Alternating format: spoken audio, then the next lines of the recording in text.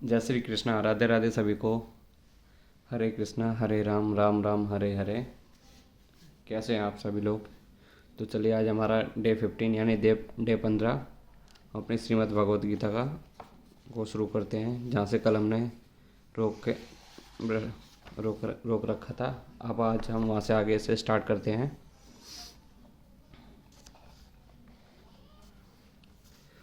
तुम जान लो मेरी शक्ति द्वारा सारे गुण प्रकट होते हैं, चाहे वे सतोगुण हो, रजोगुण हो या तमोगुण हो। एक प्रकार से मैं सब कुछ हूँ, किंतु मैं स्वतंत्र में प्राकृतिक के गुणों के अधीन नहीं हूँ, अपितु वह मेरे अधीन है।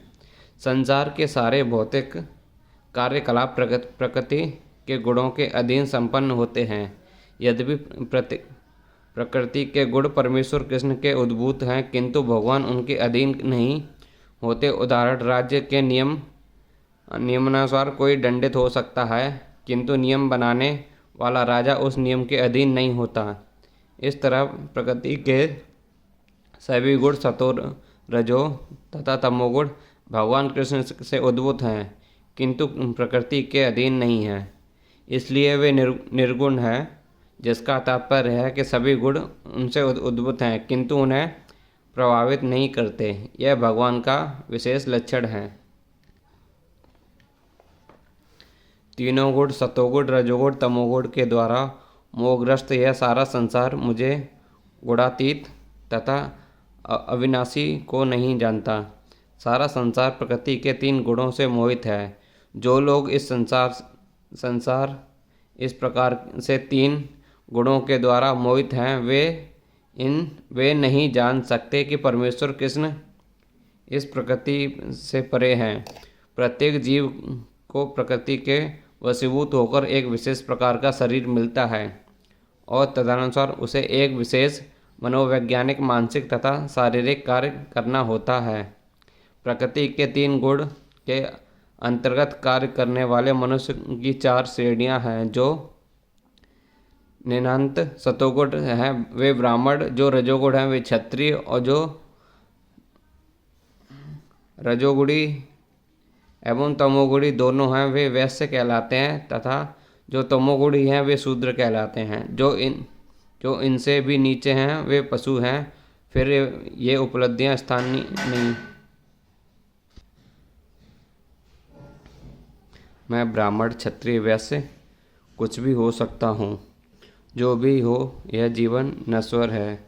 यद्यपि यह जीवन नश्वर है और हम नहीं जान पाते कि अगले जीवन में हम क्या होंगे, किंतु माया के वश में रहकर हम अपने आप को देहात्म बुद्धि के द्वारा अमरीकी, भारतीय, रूसी या ब्राह्मण, हिंदू, मुसलमान आदि कहकर सोचते हैं। और यदि हम प्रकृति के गुणों से बांध जाते हैं तो हम उस भगवान को भूल जाते हैं जो इन गुणों के मूल हैं। अतः भगवान का कहना है कि सारे जीव प्रकृति के इन गुणों द्वारा मोहित होकर यह नहीं समझ पाते कि संसार की पृष्ठभूमि में भगवान है। जीव कई प्रकार के हैं तथा मनुष्य, देवता, पशु आदि,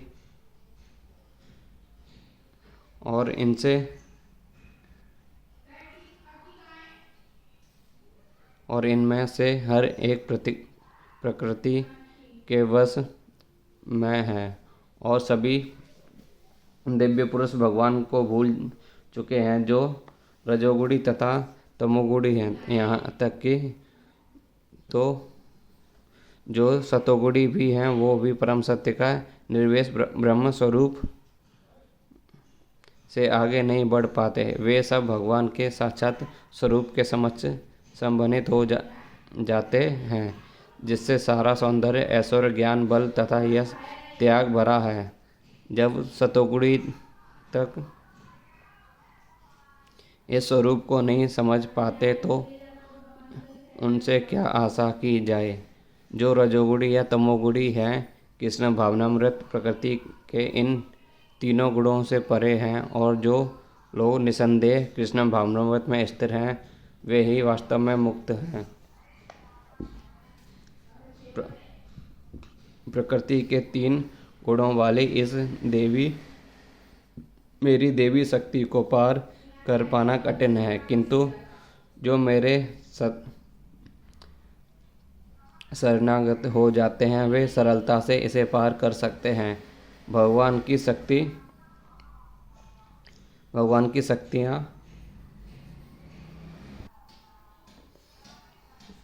अनंत हैं और ये सारी शक्तियाँ देवी हैं।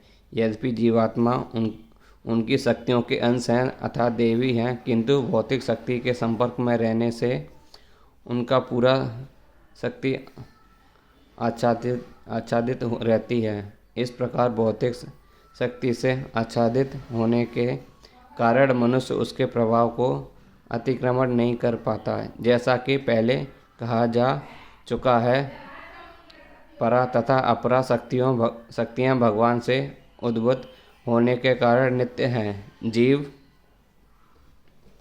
भगवान की पराशक्ति से संबंधित होते हैं, किंतु अपरा शक्ति अर्थात पदार्थ के द्वारा दूषित होने में उनका मोह भी नित्य होता है। अतः बद्ध जीव नित्यबद्ध है। कोई भी उसके बद्ध होने की तिथि को नहीं बता सकता। फलस्वरूप प्रकृति के चंगुल से उसका छूट पाना अत्यंत कठिन है, भले ही प्रकृति अपराशक्ति क्यों न हो, क्योंकि भौतिक शक्ति परमेश्वर द्वारा संचालित होती है, जिसे लांघ पाना जीव के लिए कठिन है। यहाँ पर अपरा भौतिक प्रकृति को देवी प्रकृति कहा गया है, क्योंकि इसका संबंध देवी है तथा इसका चालन देवी इच्छा से होता है। देवी इच्छा से संचालित होने के कारण भौतिक प्रकृति अपरा होते हुए भी दृश्य जगत के निर्माण तथा निवास में महत्वपूर्ण भूमिका निभाती है। वेदों में इसकी पुष्टि इस प्रकार हुई है, माया तु प्रकृते विद्यान में तु महेश्वरम। यद्यपि माया मिथ्या या नाश्वर है, किंतु माया की पृष्ठभूमि में परम जादूगर भगवान है, जो परम नियंता महेश्वर हैं। गुण का दूसरा अर्थ रस्सी है, जो इसे समझना चाहिए कि बद्ध जीव मोह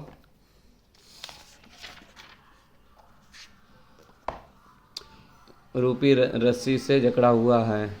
यदि मनुष्य के हाथ पैर बांध दिए जाएं तो वह अपने को नहीं छुड़ा सकता। उसकी सहायता के लिए ऐसा व्यक्ति चाहिए जो बंधा ना हो, क्योंकि एक बंधा हुआ व्यक्ति दूसरे बंधे हुए व्यक्ति की सहायता नहीं कर सकता। अतः रक्षक को मुक्त होना चाहिए। अतः केवल कृष्ण या उनके प्रमाणित प्रतिनिधि गुरु ही बद्धजीव को छुड़ा सकते हैं। बिना ऐसी उत्कृष्ट सहायता के भगवान से भवबंधन से छुटकारा नहीं मिल सकता। भक्ति या कृष्ण भावनामृत इस प्रकार के छुटकारे में सहायक हो सकता है। कृष्ण माया के अधीश्वर होने के नाते इस दुर्बल शक्ति को आदेश दे सकते हैं। बद्धजीव को छोड़ दें। वे शरणागत जीव पर अहेतु की कृपा तथा वात्सल्य ही जीव को मुक्त किए जाने का आदेश देते हैं, क्योंकि मूलतः भगवान का प्रिय पुत्र है। अतः निष्ठुर माया के बंधन से मुक्त होने का एकमात्र साधन है भगवान के चरण कमलों की शरण ग्रहण करना। मावेद पद भी अत्यंत सार्थक है। माम का अर्थ है एकमात्र कृष्ण, विष्णु को, ब्रह्म या शिव को नहीं। यद्यपि ब्रह्म तथा शिव भी अत्यंत महान हैं और प्राय विष्णु के समान ही हैं, किंतु ऐसे रजोगुणी तथा तमोगुणी के अवतारों के लिए भवबंधन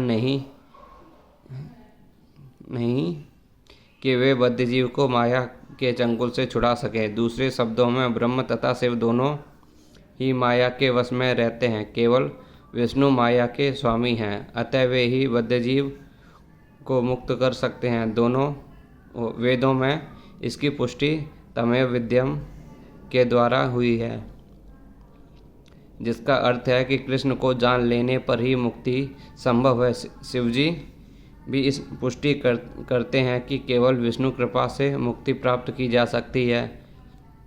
मुक्ति प्रदाता सर्वेशा विष्णुयम न संयम, अर्थात इसमें संदेह नहीं कि विष्णु ही सर्वों में मुक्तिदाता हैं।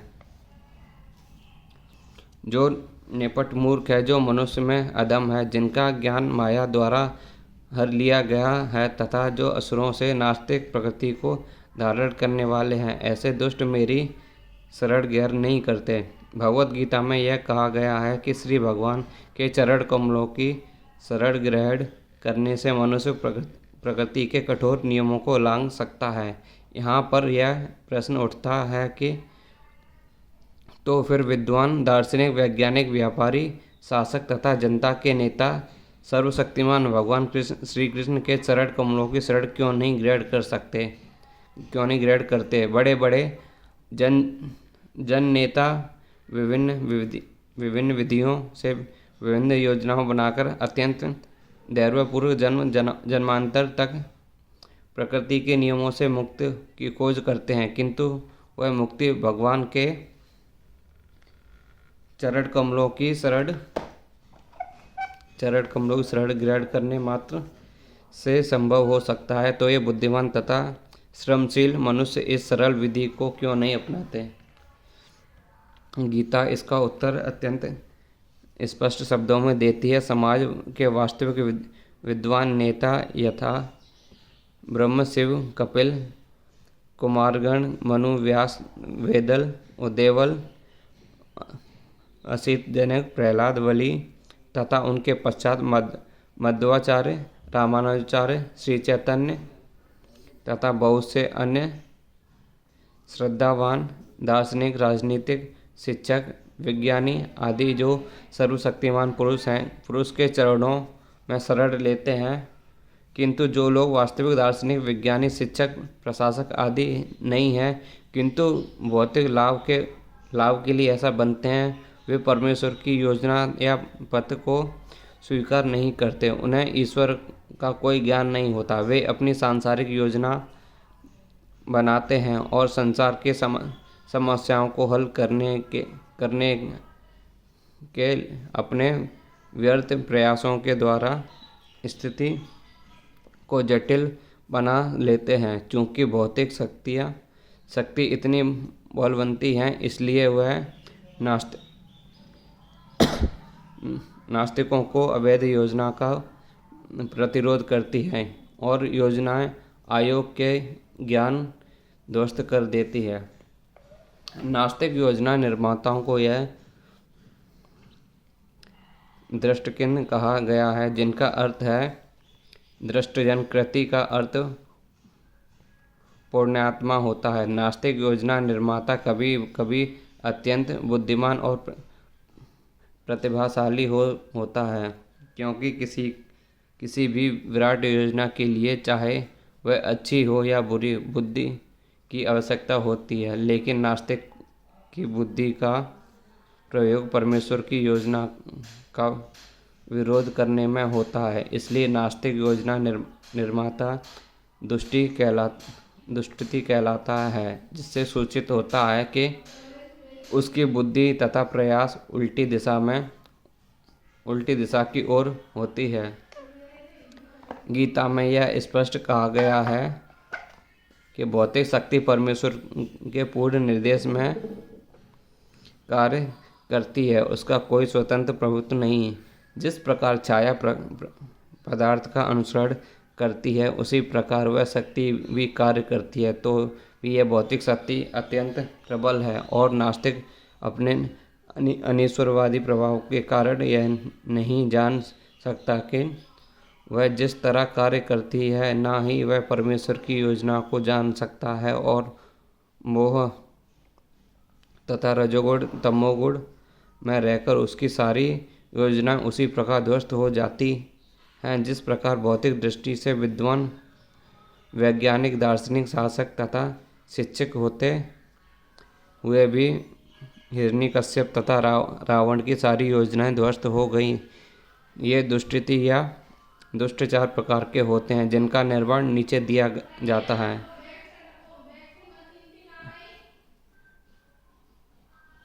वे जो कठिन श्रम वाले भारवाही पशुओं के भांति निपट मूर्ख होते हैं। वे अपने श्रम का लाभ स्वयं उठाना चाहते हैं। अतः वे भगवान को उसी अर्पित करना नहीं चाहते। भगवान पशु का उपयुक्त उदाहरण गधा है। इस पशु से उसका स्वामी अत्यधिक कार्य लेता है। गधा यह नहीं जानता कि वह हरनिश किसके लिए काम करता है। वह घास से पेट भर कर संतुष्ट रहता है। अपने स्वामी से मार खाने के भय से केवल कुछ घंटे सोता है और गधी बार बार लात खाने के भय से बावजूद भी अपनी कामकृति पूरी करता है। कभी कभी गधा कविता करता है कि और दर्जन घबराता है, किंतु उसके रेंकने से लोगों की शांति भंग होती है। ऐसी दशा उन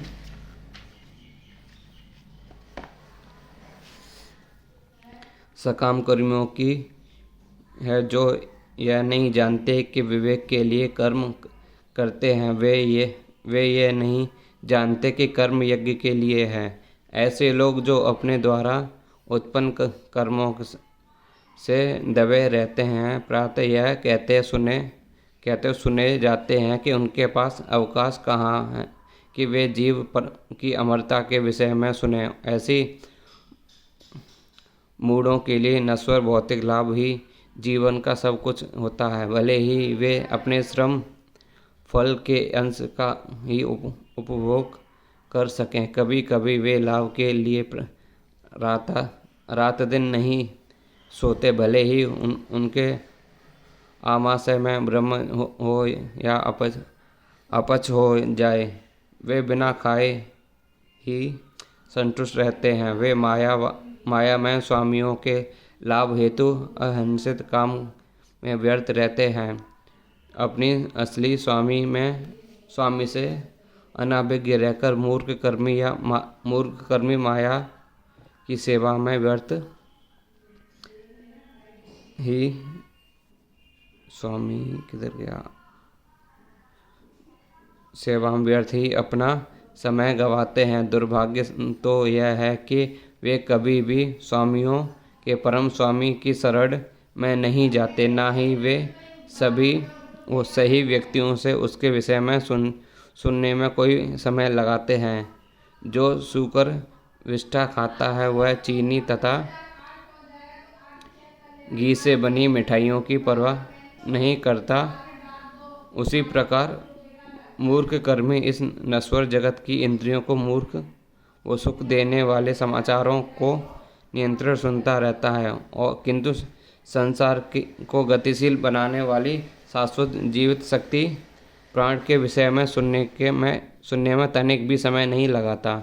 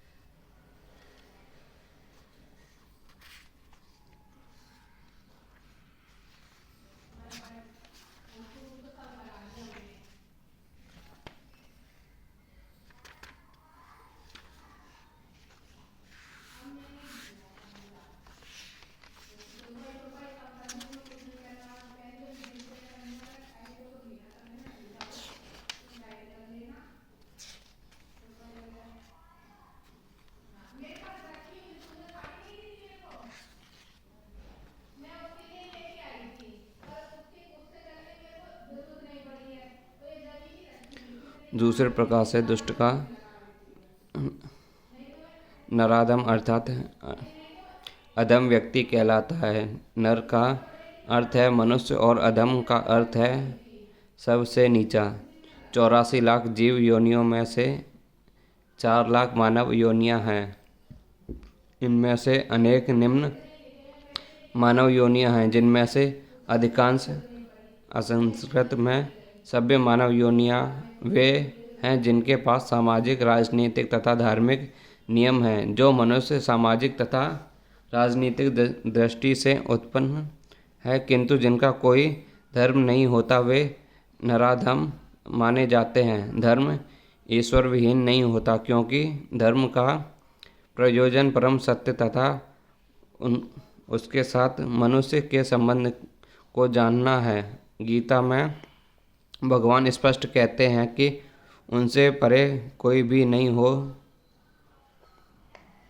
और वे परम सत्य में मनुष्य जीवन का संस्कृत रूप सर्वशक्तिमान परम श्री भगवान कृष्ण के साथ मनुष्य की विस्मृत भावना को जागृत करने के लिए मिला है। जो इस सुअवसर को हाथ से जाने देता है वही नराधम है। शास्त्रों को पता चलता है कि जब बालक माँ के गर्भ में अत्यंत असहाय रहता है, वह अपने उद्धार के लिए प्रार्थना करता है और वचन देता है कि गर्भ से बाहर आते हुए केवल भगवान की पूजा करेगा। संकट के समय ईश्वर का स्मरण प्रत्येक जीव का स्वभाव है, क्योंकि वह ईश्वर के साथ सदा से संबंधित रहता है। किंतु उद्धार के बाद बालक जन्म पीड़ा को और उसी के साथ अपने उद्धार को भी भूल जाता है, क्योंकि वह माया के वशीभूत हो जाता है। यह तो बालक के अभिभावकों का कर्तव्य है कि वे उनमें सुप्त दिव्य भावनामृत को जागृत करें। वर्णाश्रम पद्धति में मनुष्य स्मृति के अनुसार ईसा इस भावनामृत को जागृत करने के उद्देश्य से 10 शुद्धि संस्कारों का विधान है, जो धर्म का पथ प्रदर्शन करते हैं। किंतु अब विश्व में किसी भाग में किसी भी विधि का दृढ़तापूर्वक पालन नहीं होता और फलस्वरूप जनसंख्या नराधम है।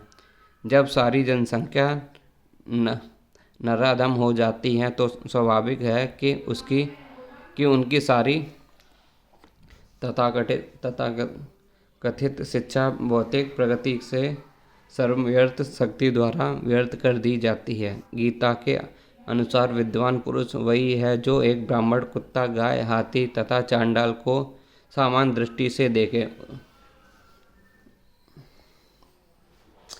असली भक्त की ऐसी दृष्टि होती है। गुरु रूप ईश्वर के अवतार में नित्यानंद प्रभु ने भी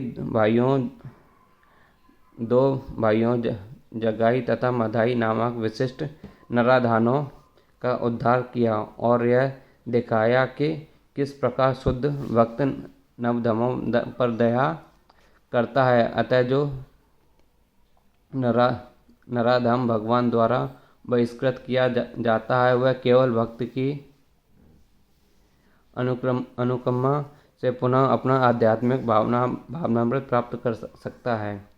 श्री चैतन्य महाप्रभु ने भागवत धर्म का प्रचार करते हुए संस्कृति की है कि लोग विनीत भाव से भगवान के संदेश को सुने। इस संदेश का सार भगवत गीता है। विनीत भाव से श्रवण करने मात्र से अधम मनुष्य को उद्धार हो सकता है, किंतु दुर्भाग्यवश वे इस संदेश को सुनना तक नहीं चाहते। परमेश्वर की इच्छा के प्रति समर्पण करना तो दूर रहा, ये नराधम मनुष्य का प्रधान कर्तव्य की डटकर उपेक्षा करते हैं।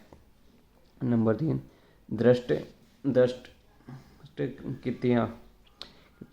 की तीसरी श्रेणी की है कि अर्थात ऐसे व्यक्तियों की जिनका प्रकांड ज्ञान माया के प्रभाव से शून्य हो चुका है।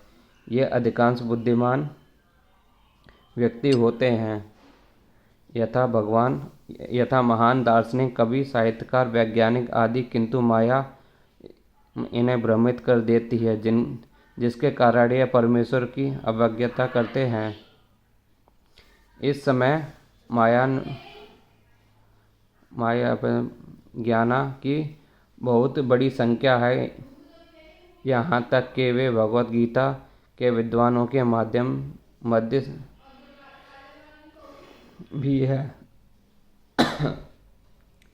गीता के अत्यंत सीधे सरल भाषा में कहा गया है कि श्री कृष्ण ही भगवान हैं, ना तो कोई उनके तुल्य है और ना ही उनसे बड़ा। वे समस्त मनुष्यों के आदि पिता ब्रह्म के भी पिता बताए गए हैं। वास्तव में वे ब्रह्म के ही नहीं अपितु समस्त जीव योनियों के भी पिता हैं। वे निराकारी ब्रह्म तथा परमात्मा के मूल हैं और जीवात्मा में स्थित परमात्मा उनका अंश है।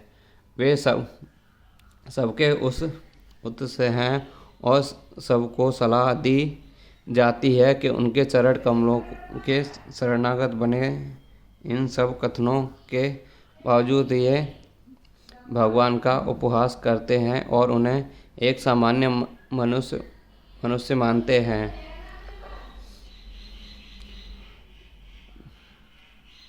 वे यह नहीं जानते कि भाग्यशाली मानव जीवन श्री भगवान के दिव्य शाश्वत स्वरूप अनुरूप ही रचा गया है। गीता की ऐसी सारी अवैध व्याख्याएं हैं जो वर्ग के लोगों द्वारा की गई हैं और परंपरा पद्धति से हटकर आध्यात्मिक जानकारी के पथ में रोड़े का कार्य करती हैं। मायाग्रस्त व्याख्याकर ना तो स्वयं भगवान कृष्ण के चरणों की शरण में जाते हैं और ना अन्यों की इस सिद्धांत का पालन करने के लिए शिक्षा देते हैं। दुष्ट कृतियों की चौथी श्रेणी आंसुर भावमाश्रितता अर्थात आसुरी सिद्धांत वालों की है। यह श्रेणी खुले रूप से नास्तिक होती है।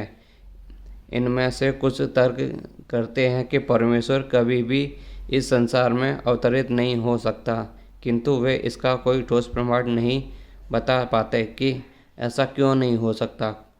कुछ ऐसे जो परमेश्वर को निर्विश रूप के अधीन मानते हैं, यद्यपि गीता में इसका उल्टा बताया गया। नास्तिक श्री भगवान के द्वेषवश अपनी बुद्धि से कल्पित अनेक अवैध अवतारों को प्रस्तुत करते हैं। ऐसे लोग जिनके जीवन का एकमात्र उद्देश्य भगवान को नकारना श्री कृष्ण के चरण कमलों के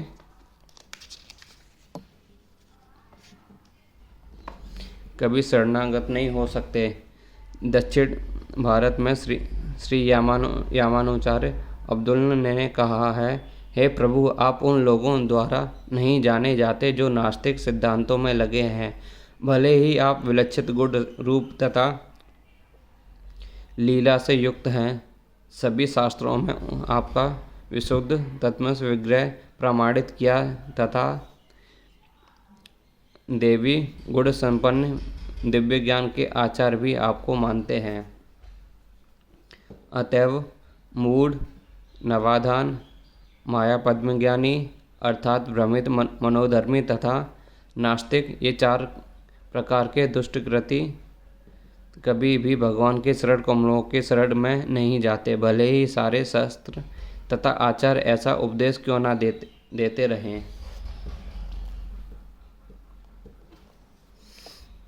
हे भारतवंश, चार प्रकार के पुण्यात्मा मेरी सेवा करते हैं, अर्थात जिज्ञासु, अर्थार्थी तथा ज्ञानी।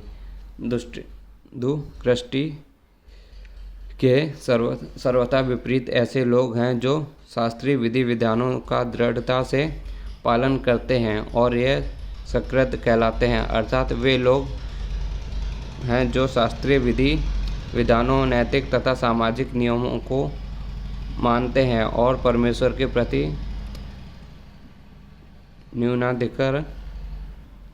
न्यूनाधिकार भक्ति करते हैं। इन लोगों की चार श्रेणियां हैं, जो पीड़ित हैं और वे जिन्हें धन की आवश्यकता है, वे जिन्हें जिज्ञासा है और वे जिन्हें परम सत्य का ज्ञान है, वे सारे लोग विभिन्न परिस्थितियों में परमेश्वर की भक्ति करते रहते हैं। ये शुद्ध भक्त नहीं, क्योंकि ये भक्त के बदले कुछ महत्वाकांक्षाओं की पूर्ति करना चाहते हैं। शुद्ध भक्ति निष्काम होती है और उसे किसी लाभ की आकांक्षा नहीं रहती।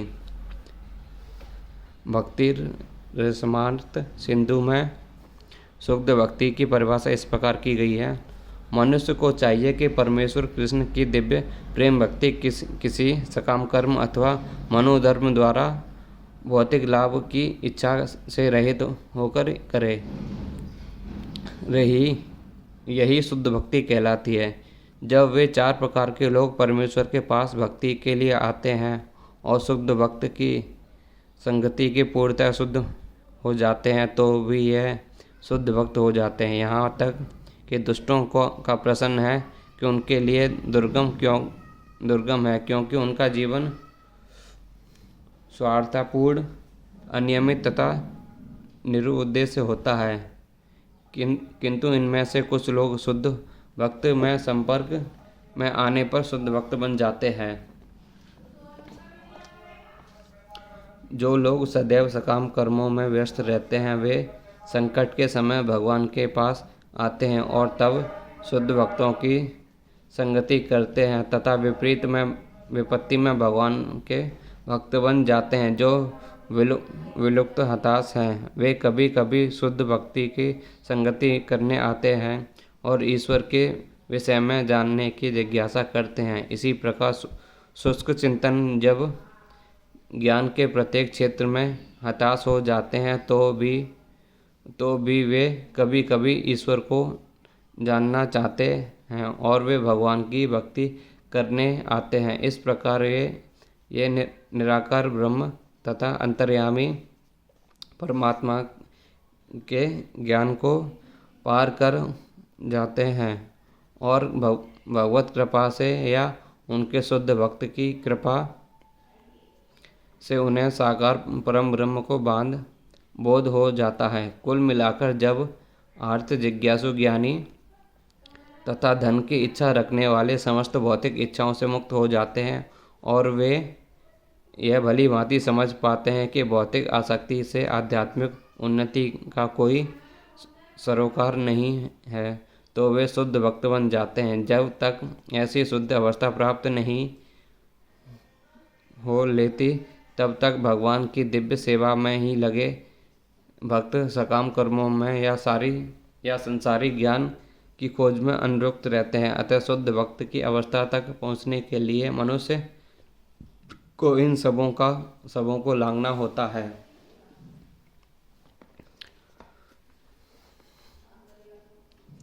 इनमें से जो परम ज्ञानी है और शुद्ध भक्त में लगा रहता है, वह सर्वश्रेष्ठ है, क्योंकि मैं उसे अत्यंत प्रिय हूँ और वो मुझे प्रिय है।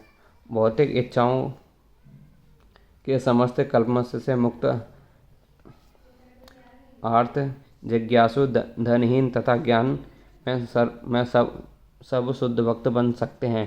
किंतु इनमें से जो परम सत्य का ज्ञानी है और भौतिक इच्छाओं से मुक्त होता है, वही भगवान का शुद्ध भक्त हो पाता है। इन चार वर्गों में जो भक्त ज्ञान है और साथ ही भक्ति में लगा रहता है, वह भगवान के कथानुसार सर्वश्रेष्ठ है।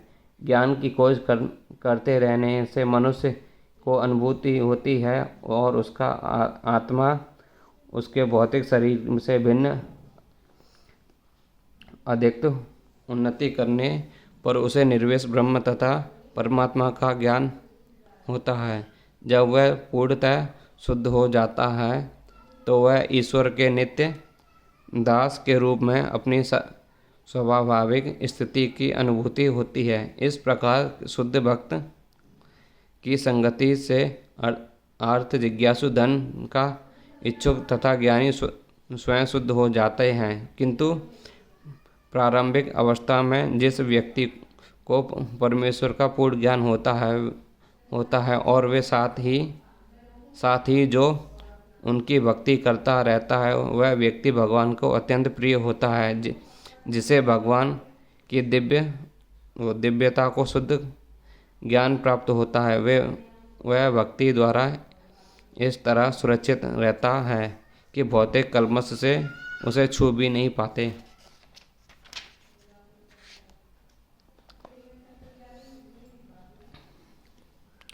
निसंदेह यह सब उदार चेता व्यक्ति है, किंतु जो मेरे ज्ञान को प्राप्त है उसे मैं अपने ही समान मानता हूँ। वह मेरी दिव्य सेवा में तत्पर रहकर मुझे सर्वोच्च उद्देश्य को निश्चय रूप से प्राप्त करता है। ऐसा नहीं है कि जो काम ज्ञानी भक्त है वह परमेश्वर को प्रिय नहीं। भगवान कहते हैं कि सभी उदार चेता है, क्योंकि चाहे जो भगवान के पास भी किसी उद्देश्य से आए वह महात्मा कहलाता है। जो भक्त भक्ति के बदले कुछ लाभ चाहते हैं उन्हें भगवान स्वीकार करते हैं, क्योंकि उनसे स्नेह का विनियम होता है। वे स्नेहवश भगवान से लाभ की याचना करते हैं, और जब उन्हें वह प्राप्त हो जाता है तो वे इतने प्रसन्न होते हैं कि भगवत भक्ति करने लगते हैं। किंतु ज्ञानी भक्त भगवान को इसलिए प्रिय है किंतु उसका उद्देश्य प्रेम तथा भक्ति से परमेश्वर की सेवा करना होता है। ऐसा भक्त परमेश्वर की सेवा किए बिना क्षण भर भी नहीं रह सकता। इसी प्रकार परमेश्वर अपने भक्त को बहुत चाहते हैं और वे उससे विलग नहीं हो पाते। श्रीमद् भगवत में भगवान कहते हैं, भक्तगण सदैव मेरे हृदय में वास करते हैं और मैं भक्तों के हृदय में वास करता हूँ। भक्त मेरे अतिरिक्त और कुछ नहीं जानता और मैं भी भक्त को कभी नहीं भूलता। मेरे तथा शुद्ध भक्तों के बीच घनिष्ठ संबंध रहता है। ज्ञानी शुद्ध भक्त कभी भी आध्यात्मिक संपर्क से दूर नहीं होता, अतः वे मुझे अत्यंत प्रिय हैं।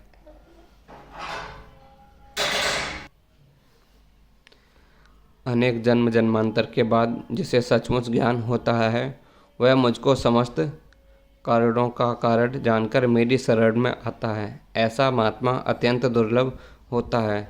भक्ति या दिव्य अनुष्ठानों को करता हुआ जीव अनेक जन्मों के पश्चात इस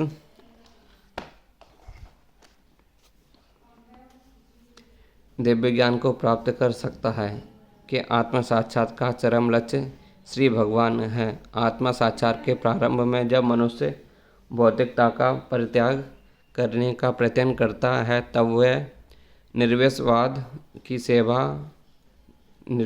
की ओर उसका झुकाव हो सकता है, किंतु आगे बढ़ने पर वह यह समझ पाता है कि परमेश्वर आध्यात्मिक जीवन में भी कार्य है और इन्हीं से भक्ति का विधान होता है। इसकी अनुभूति होने पर वह भगवान के प्रति आसक्त हो जाता है और उसकी शरण ग्रहण कर लेता है कि इस अवसर पर वह समझ सकता है कि श्री कृष्ण की कृपा ही सर्वस्व है। वे ही सबों के कारण हैं और यह जगत उनसे स्वतंत्र नहीं है। वह इस भौतिक जगत को आध्यात्मिक विदिताओं को विरक्त प्रतिबिंब मानता है और अनुभव करता है कि प्रत्येक वस्तु का परमेश्वर कृष्ण के संबंध है। इस प्रकार वह प्रत्येक वस्तु को वासुदेव श्री कृष्ण से निसंदेह समझता है। इस प्रकार के वासुदेव समोमयी व्यास दृष्टि होने पर भगवान कृष्ण को परम लक्ष्य मानकर शरण गति प्राप्त होती है। ऐसे शरणगत महात्मा दुर्लभ हैं। इस श्लोक की सुंदर व्याख्या श्वेताश्वर उपनिषद में मिलती है। छंदोग्य उपनिषद में कहा गया है कि ना वे नाचो ना सुचंती नाचो चोत्राणी न मन्नासी त्याच्छन्ते प्राण की इवि एकावचते प्राणे होवे होवेतानि सर्वाणि भवन्ति। जीव के शरीर की बोलने की शक्ति, देखने की शक्ति, सुनने की शक्ति, सोचने की शक्ति भी प्रदान नहीं। समस्त कार्यों को केंद्रीय बिंदु तो यह जीवन प्राण है। इस प्रकार भगवान वासुदेव या श्री कृष्ण ही समस्त पदार्थों का मूल सत्ता है। इस देह में बोलने, देखने, सुनने तथा सोचने आदि की शक्तियाँ हैं, किंतु यदि वे भगवान से संबंधित ना हो तो सभी व्यर्थ हैं। वासुदेव सर्वव्यापी हैं और प्रत्येक वस्तु वासुदेव अंत भगवान पूर्ण ज्ञान में रहकर शरण ग्रहण करता है। तुलनार्थ भगवत गीता तथा